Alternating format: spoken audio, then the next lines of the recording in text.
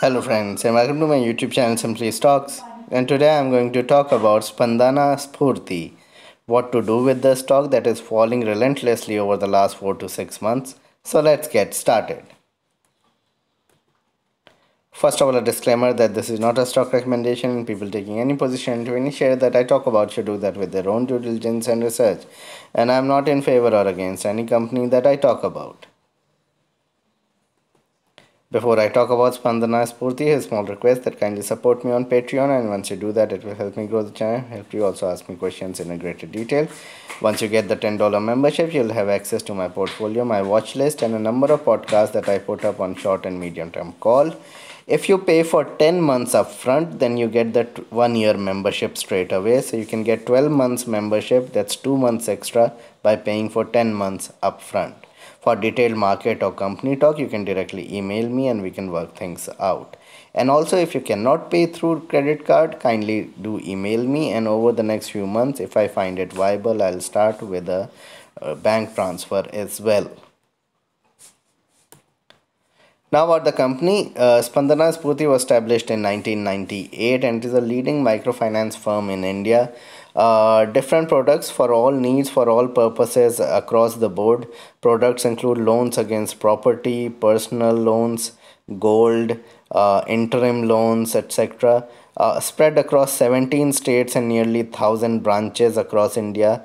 Leading banks and NBFCs are lending to the company, so that is also a positive.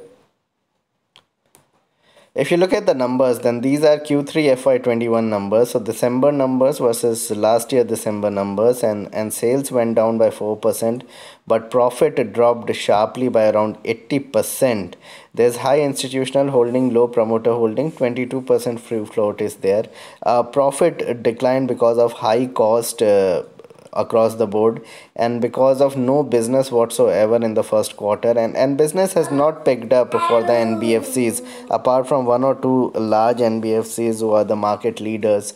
Others have struggled and Spandana is no different. Return on equity and operating profit margin are both above 20%, which is extremely good, but demand has reduced as growth is shrinking. So this is one sector that can tell you quite frankly as to how growth is happening here in India, because people are not going ahead and taking more loans, especially in the middle and lower middle class section where they are struggling to pay the current loans, so let alone taking new loans. And that is the kind of trouble economically India is facing at the moment, and globally every country is facing, not only India, because of the pandemic. So all this taken into consideration, that's why the stock is in doldrums at the moment. If you look at the performance of the stock, did exceptionally well initially after its you can say IPO.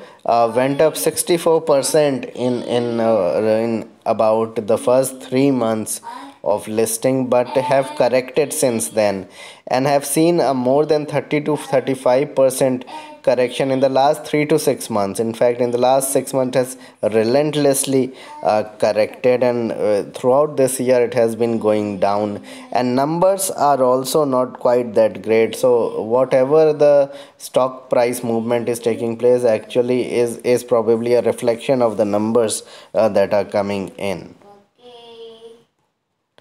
So there are a number of issues with the company. Microfinance sector completely is struggling, and probably large NBFCs who are lending to consumer demand is doing well. So a Bajaj Finance, Bajaj Finserv, L&T Finance, or larger NBFCs are doing decently, but when you talk about microfinance and you can say financing the poor, financing the third tier people, etc., and on all those are not going third tier in terms of economic you can say condition. Those are really not going well.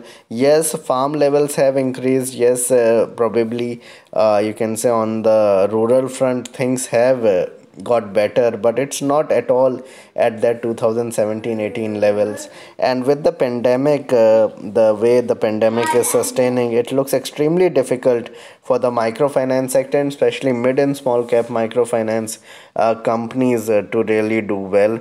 Rural economy overall is under stress, and with this pandemic now spreading again, there is a fear that in a month or couple of months time, the pandemic will spread to the rural India, and that would also make things extremely difficult for the people.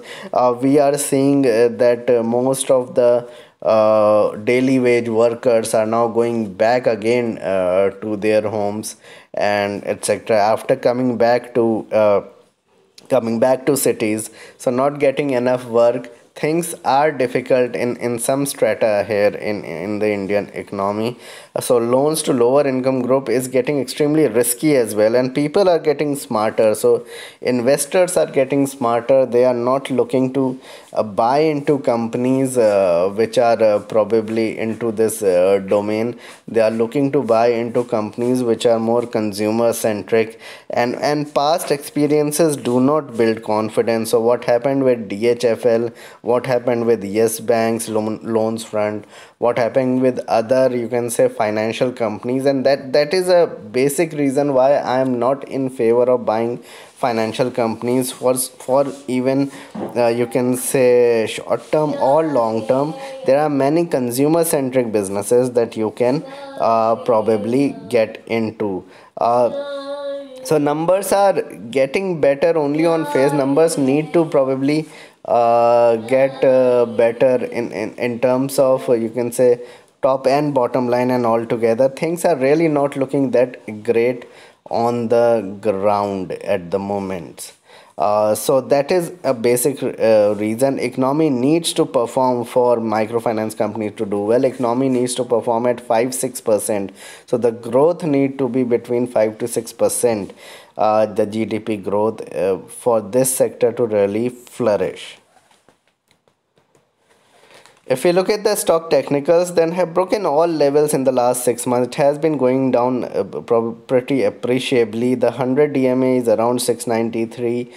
The market scenario is not that great to invest into the company. I'm not talking of trading. Probably a trade can be taken at these levels with a stop loss at 580. But the huge up move or the big up move can only be seen above you can say 700 levels. Currently the stock is at 630, 620. I think there is more decline left. I think we can see 550, 560 in the next 3 months. That's why in my opinion this is an avoid. If somebody has it, probably wait a while for any up move towards 700 and then exit. That would be my suggestion, but this is not something that you can look forward to investing for 5-6 years and make a lot of money. Yes, this can really do well if Indian economy really bounces back. This can really surge. The valuations are such, but overall consistently looking at the present scenario, I don't see a consistent return coming from the stock over the next 4 or 5 years. So what needs to be done? In my opinion, avoid at this points.